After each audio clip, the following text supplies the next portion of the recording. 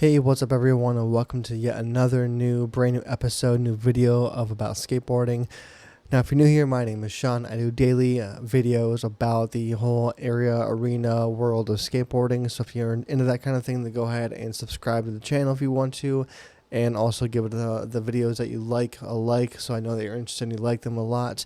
Now, as always, if you want to hear the episodes and there's audio format, you can always go over to, again, Apple Podcasts or over to Spotify and stream every episode in full. Those are actually released first before the actual videos are uploaded to YouTube, just because it's a lot easier to do audio than video these days. Now, in today's video, or into this video, I should say, I'm going to be going through...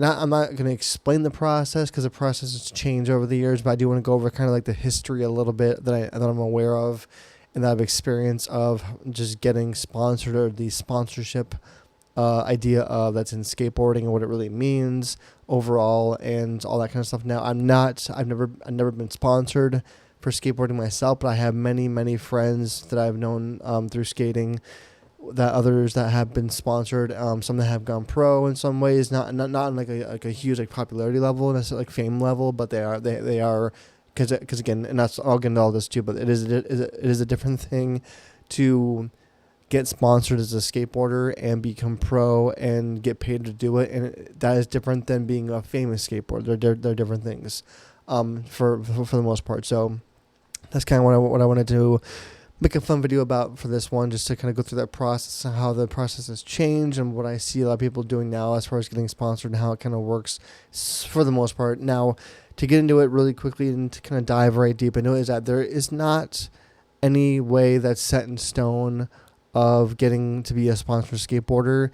The most, summarized way I can put it or explain it is that if you go out and you skate everything everywhere all the time, you film it, you put those videos out, whether it's on YouTube or submit it to whatever brand you're trying to get sponsored by, whatever board company, shoe company, clothing company. If you just continuously do that and you improve your skills, you improve your talents, you improve and expand your trick bag and your confidence level and your utilities of what you're good at, and continuously film more and more and throw that video out there onto the world of the internet for the most part, then you'll have a much better chance of getting sponsored a lot faster than it used to be. Because I remember back in the day, like because I made some.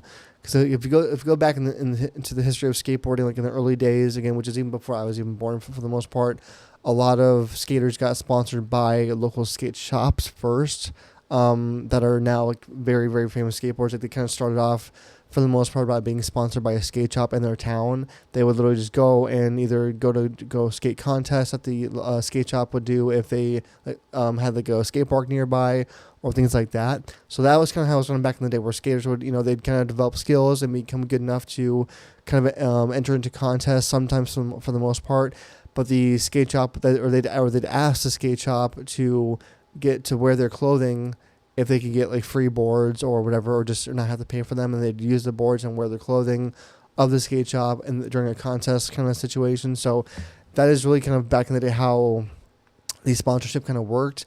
And then as skateboarding got a lot more popular in the 80s and early 90s, which is when I kind of started to get into it more as a kid, like I was still, really young, but that's when it kind of changed a little bit to where skateboarders were getting paid just in general. They weren't making a lot of money overall, unless you were like, Tony Hawk or like some of the like Bones Brigade or, things like that. Like they made some money, but like overall, the majority of skaters that were sponsored back then still just wanted or got the majority of it as free swag, free skateboards, decks. Like they didn't have to pay for their clothes or shoes or, just all the essentials that you need to skate with for the most part. And the bigger, more famous skaters, which I'll get into in a little bit here again, just that's when like they'd get paid more. They'd get paid for having their board because they'd have professional boards, like pro models, so to speak.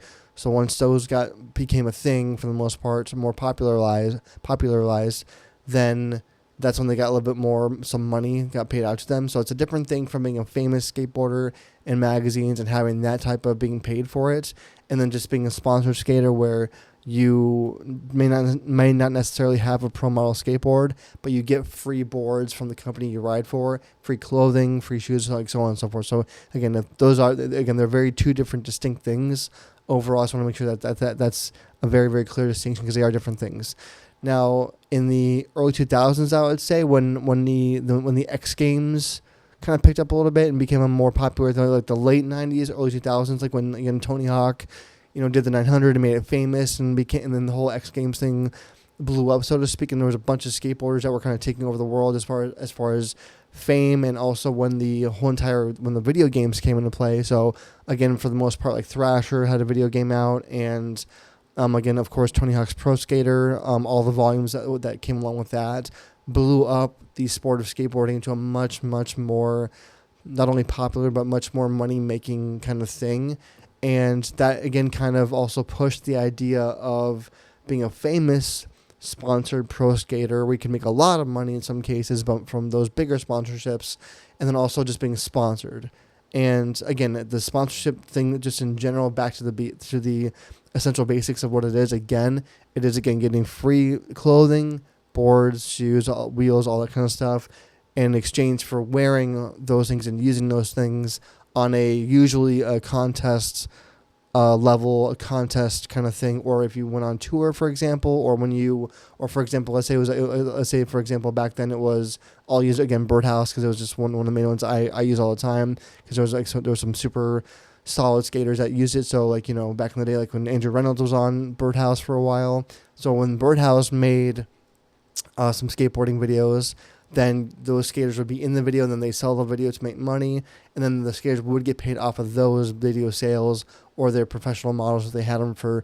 And that goes along with more than just boards, so it's also shoes and things like that as well. So pro model shoes were a thing back then as well, or at least they started to become more and more of a thing, because most of the time before that, a lot of times most riders, if they were sponsored by a shoe company, like even like Vans back in the day, then the shoe company would just give them a generic shoe model that they would wear in those formats, again, of contests, skateboarding videos, all that kind of stuff. It wasn't until later on, like, I would say, I don't know when exactly it started, but later on than that, when the shoe companies and the skateboarder, for example, would work together in tandem to essentially make a custom shoe for the skater. So the most recent example that I can think of right now in 2025 would be recently when Andrew Reynolds, when he teamed up and signed up with, for the first time in a long time, of a new company, of New Balance, for the numeric series, and he created I think it's called the 330, I think it's called for his shoe, but he made a brand new professional skateboarding shoe. It doesn't have his name on it anywhere, and something crazy like that, except for on the tongue of the shoe. But he worked directly with New Balance for a couple of years on that shoe, and made it specifically for his style of skateboarding, so hardcore street skating.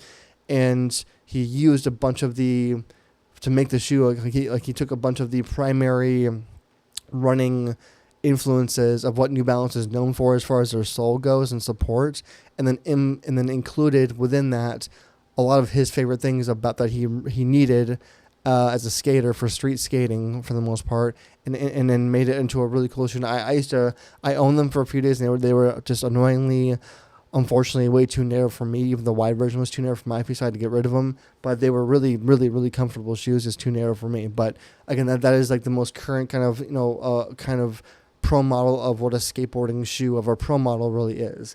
And there's been various variations of what that would be, over the last 20, 25 years from different companies. And there's been also plenty of professional skateboarding or professional skateboarders started brands that they would then hire or involve their own teams of skaters that they love or up and coming skaters of a young age that they bring onto the team as amateurs, again, which is a whole different thing. And they'd make that into, again, their team, again, make videos of them wearing those shoes or using whatever product that they have. And then they put that out to, make money off, obviously.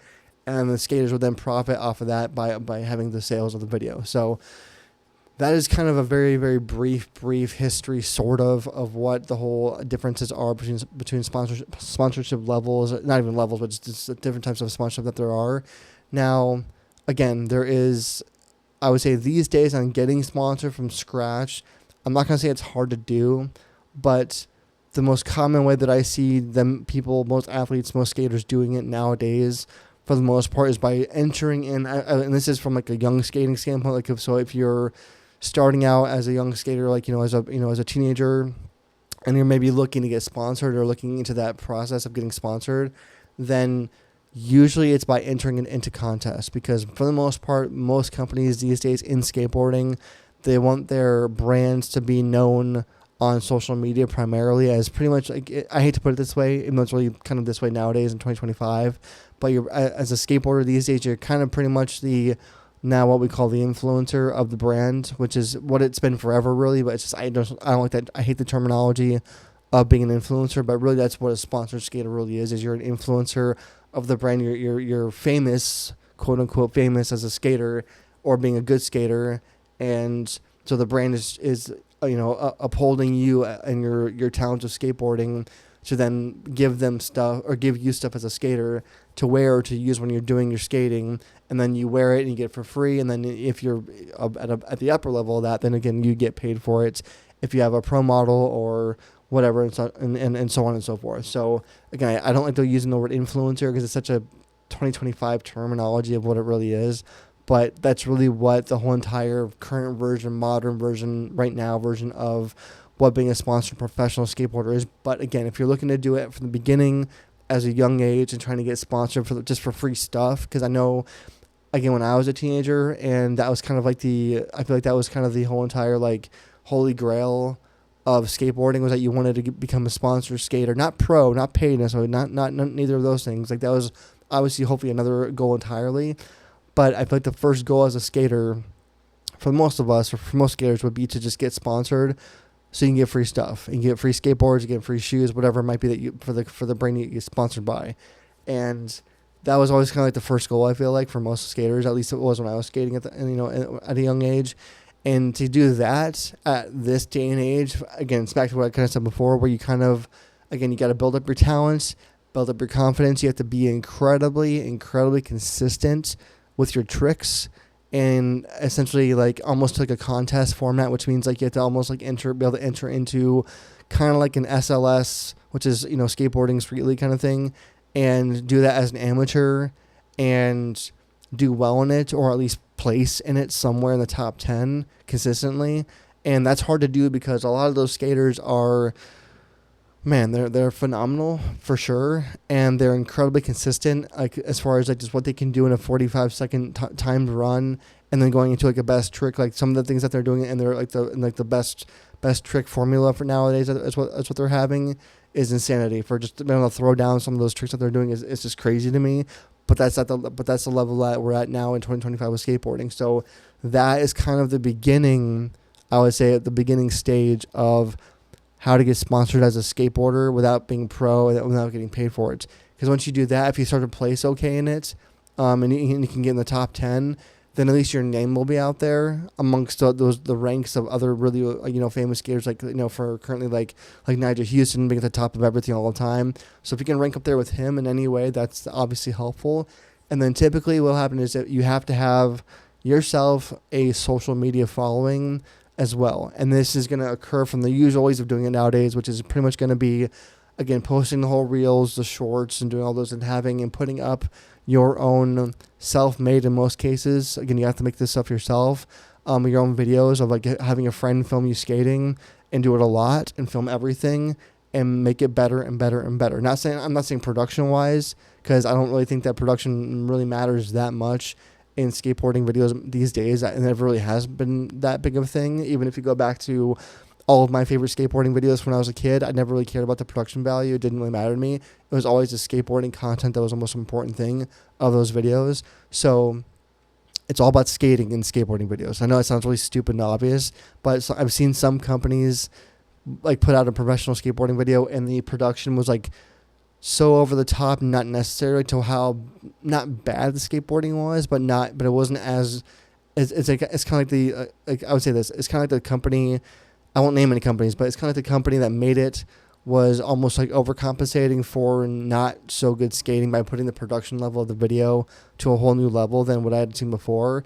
Whereas if you just put out a really good video of 10, 15 skateboarders that are all solid and all consistent in their tricks and they'll have really good, different, unique skateboarding video parts, then that is where you can really differentiate yourself. So again, for me, that's my advice, is to get into that level of being, good and consistent, and getting, because again, I would say I'll back it up again, because again, I think that to get sponsored, starting off with, again, you need to start doing contests, and to do those, you need to be you have to have some really solid talent, an incredible consistency, and going from there. And then again, social media following, because that's what the skateboarding companies that are giving out sponsorships are looking for nowadays, is to have their brand, of course, be seen by as many people as possible without them doing much work. That's the whole point of a sponsorship.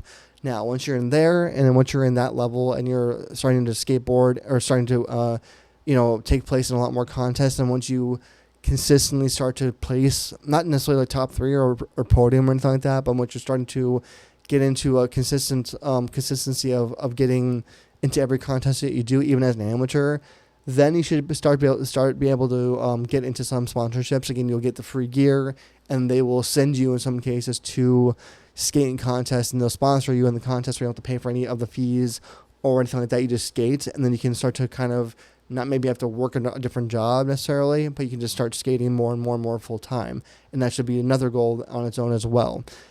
And then once you go above that, then you move into the kind of medium tier, I would say, where you do possibly get to maybe go on a skateboarding tour with these companies. If they decide to film a video, like a professional skateboarding video that they are going to put out, probably on YouTube these days is where it goes most of the time, but maybe on Blu-ray, whatever. Usually it's YouTube.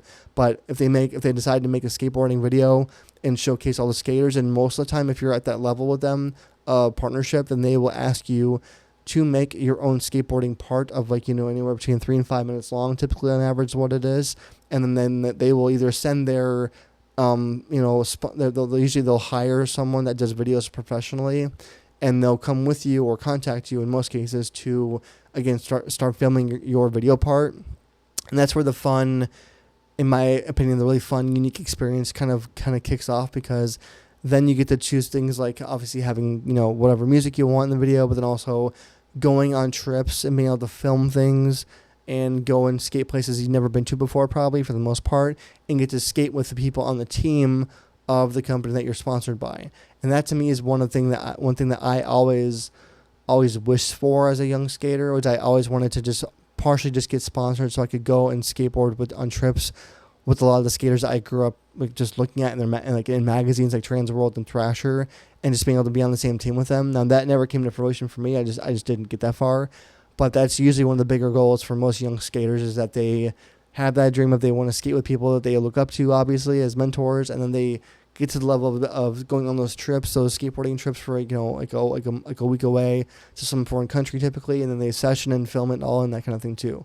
And that's then that's kind of to me where the middle tier is at, where then above that is where you get to the level of where you are, again, at that point, designing your own shoes, custom shoes with the company you're with, and designing your own skateboard, your skateboard deck with the company, and then putting your own graphics on it and all that kind of stuff. And then you'll have to wear, again, pretty much all the time, all the clothing, all the fun stuff, but it's all free. That's what's cool about it. That's why you want to do it, because you can get paid. I don't know exactly how all the pay structures work, nothing like that. I'm not trying to get into that in this video. I just want to give you guys hopefully inspiration onto the different types of sponsorships that there are these days compared to what there used to be too. And again, I feel like there's not really a bad one overall, again, because no matter what, you're getting noticed, you're getting out there with your name and your talents, and for sure trying to get respect and more respected by the skateboarding community. And then from there, it can kind of just flow. More and more stuff can come at you, like energy drinks and all that crazy stuff, and video game parts, whatever. So again, that's all like way out there in the ether for extra stuff, but it is part of the whole skateboarding world and community. Now, I will say this much, though, that it is a very, very hard thing to do any of this stuff nowadays, because of how, I don't use the word saturated, but because of how easy it is to put yourself online these days. So I will say that the level of skateboarding now compared to what it was when I started in the 90s is a lot more difficult, because the levels are so high. Again, and this is like what I mentioned before, where when I watch like SLS Street League skating now for all the contests that they have and how young these kids are, because a lot of these kids are like, in some cases, 10 or 11 years old, and they're throwing down things that I never, ever, ever would have tried at that age, let alone know how to do. And the concept of it all is crazy to me. Just trying to manipulate the board and do all those things and all the big errors and craziness. So I could never even think about doing that at that young of an age. But that's the hard thing about skateboarding now. I feel like is that's the minimum level of how good you can be or kind of need to be noticed these days, because that's just where we're at in the world on the ether of skateboarding. I mean, it's a great thing because it's elevated itself so much up as a sport. But from when I was first skating, and again, I'm not that old. I'm only in my late 30s. But from the perspective of seeing where it started when I started in the 90s, like late 80s, early 90s, to where it is now, is a whole different level of difficulty. It's not impossible. It's kind of the same thing as like getting your band signed these days to a label and getting on tour. Same kind of thing. It's a lot harder than it used to be. But again, if you put in the work, put in the skateboarding hours, put in the effort over and over and over, and keep working on yourself as a skater, your talent, your commitment, you can get places. It is possible. It's just a matter of having that kind of annoying passion of almost obsessiveness of getting yourself out there and filming everything and putting all of it online, whether it's good or bad, but just showing that you are a determined skater and you are developing yourself and you are always getting better and better every single day, and that you're very, very passionate about it. That's what will get you out there, and that's what will get you noticed. So that's pretty much kind of what I wanted to say overall about the whole process of getting sponsored and being sponsored, and how it's really changed over time over the last 25, 30 years that I've seen it grow and change and adjust and all that fun stuff. So again, that's kind of my spiel on that part. But again, if you have any thoughts or any feelings about being sponsored or the sponsorship idea, or if I'm wrong about anything I just said, because again, this is just things that I've talked to with friends that have been sponsored in the past, and certain skaters that are professional that I've spoken with at skate parks over the years, and how they kind of somewhat detailed the whole process and experience for me. But if you have any thoughts and feelings on any of this stuff, then definitely let me know in the comments below. I'd love to know that as well.